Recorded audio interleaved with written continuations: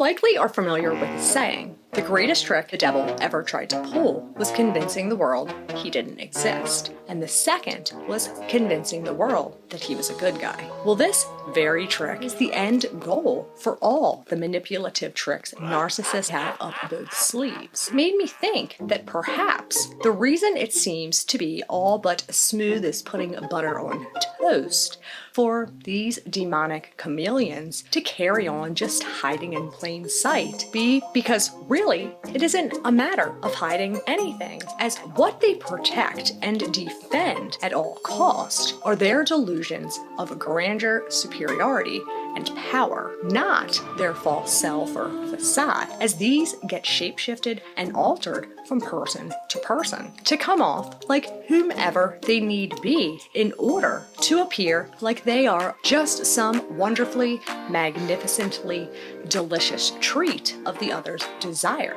giving them free admission to their own private showing of the deplorable delusional illusionist's newest act, and begin mesmerizing their audience of one with their infamous opening stunt, seducing their mind with the illusion of familiarity. A three-part combo consisting of mirroring their mannerisms, regurgitating back to them the same likes, dislikes, values, interest, hobbies, and beliefs, and blowing smoke right up their ass with flattery and charm in efforts to gain their trust and approval, as the delusional illusionist has found that this is one surefire way to get their crowd hooked. And well, you might be thinking, okay, so what's the big deal? There's not that big of a difference between hiding and pretending. Oh, but there is, and actually changes quite a bit about what most of us hear and believe to be true about narcissists. Let me explain. So way back at a very young age, just like any other child would go about playing dress up or superhero, except with a narcissist, the game never ends. And at first, using these illusions to verify that yes, in fact, I see you as who you delude yourself to be. But as time goes on, not getting the attention that their entitled person thinks that they should, they become frustrated and angered, not because they're insecurities or hypersensitive to criticism, but they're pissed off because you dare doubt their superiority, creating an emotional reaction out of you. And once again, reinstate that, yup, you see them as being the powerful, wonderful person they believe because their power controlled you to behave the way that you did.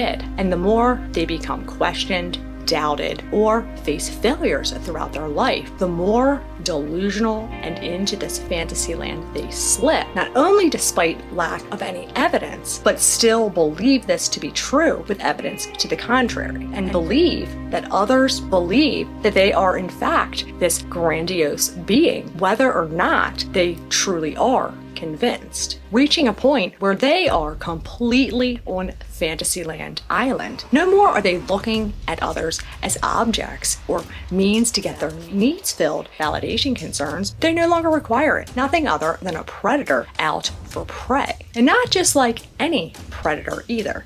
These people are like a combination of polar bear, kimono dragon, and honey badgers, as they will go after anyone, just like a polar bear. Anything or anyone is just another piece of meat, taking you down with the persistence of a honey badger, but with the slow cruelty to that of the kimono dragon, watching others wither away, suffering in agony from the insanity that they have created in your mind by depleting your sense of self, sense of safety, eliminating your confidence, self-worth, and self-value, leaving you literally an empty shell of the person that you once were, cutting you off from all other support from the outside world, so it feels like you have nowhere to go for no reason whatsoever. Zero, zilch, nunya, except because it makes them feel good by making you feel small. And that's it. From a psychological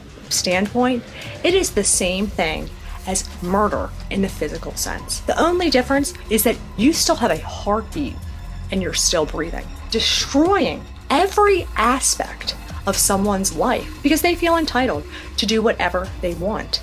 and feel like they are the only person in the universe that matters. But well, you see, here's the thing. Torturing innocent people doesn't make you powerful. Entitlement doesn't make you important. Lie, deceit, fraud, exploitation isn't honorable. Rather, it just makes you a pathetic, sadistic, selfish, immature, immoral, deplorable coward who gets their jollies off of torturing not only others, but their own children and offspring. And if they didn't know what they were doing, they would not continue to repeat the same offense again and again and again. Though it is terrifying that this type of evil is out there just walking amongst us. But it does. Oh, but it does. And are not the type of people that you want to fuck around and find out. They're the type of people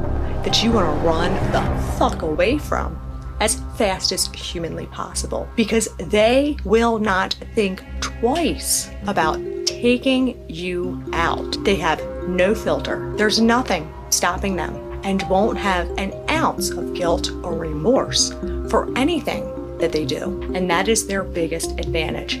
They don't have empathy.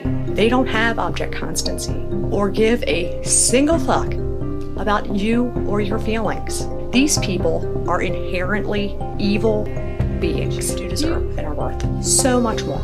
So focus on you. Fuck the narcissist.